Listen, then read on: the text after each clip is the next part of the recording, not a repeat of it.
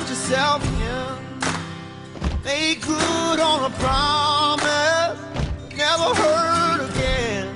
I was just at my lowest point, at a breaking point. I was into drugs, I was into alcohol, I was suicidal. How old are you now? 19. 19, and how long were you in that dark place, would you say? About 3 years. I was like, I'll do anything.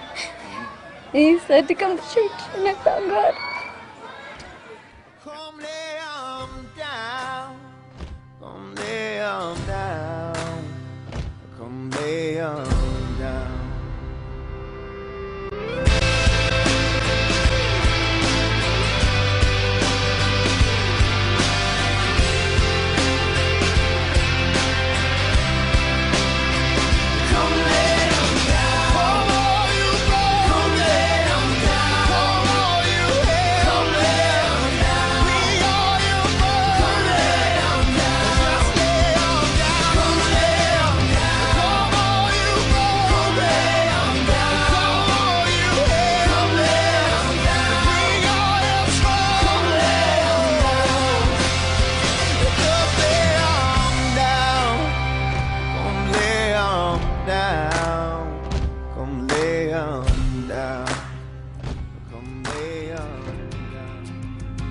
From that moment on, you know, I knew I didn't want to live the life I was living. 3 months in rehab, I was thrown into jail. Today, I am a full-time mother again. I'm clean and sober. I run a meeting for women in recovery. I'm just on a new road, and I owe it all to God, truly. This was just a chance, an opportunity for me to become closer to Jesus and to God.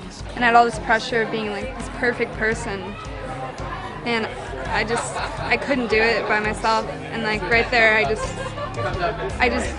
gave it all up to God and Jesus. And like, okay, I'm sorry, I've been ignoring you forever.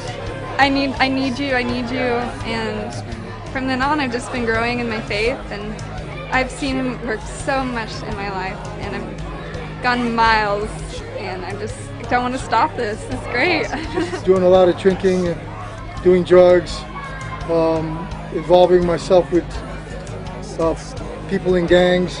I hit rock bottom. I was in a camper in the dead of winter with no heat, with just the clothes on my back, freezing to death, no money, estranged from my family, my son, my daughter.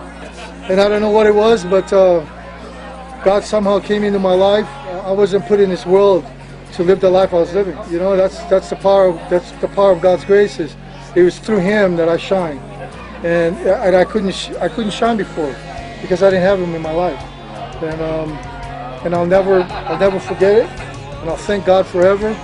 And today was a step towards that thankfulness, towards my Savior, for taking me out of my rock bottom and giving me a life again.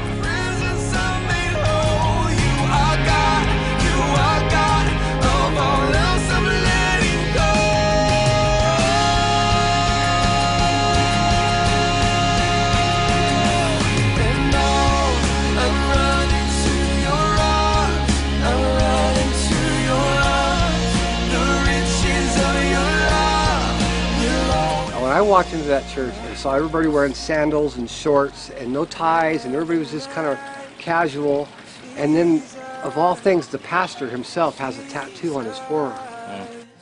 And I was just like, this is the place for me. Just my heart caught fire, you know? I lived a miserable life, a miserable existence, because as much as I believed that there was a God, I didn't have any faith that He had any good things for me, because I'd sinned so much that I was beyond hope. Me and my husband started coming to K2 a year and a half ago, and I finally understood what it meant to have that full relationship with Christ, and to know just how much He loved me. I've accepted Christ in my life. He is my Savior.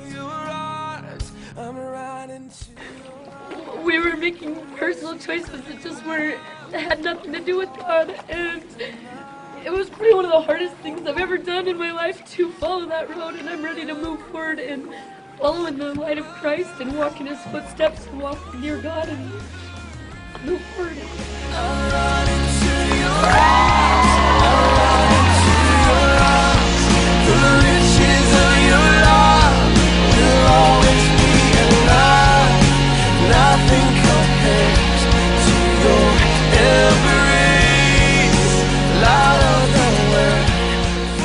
Now I'm getting baptized because I just wanted to publicly come out and say that I love Him.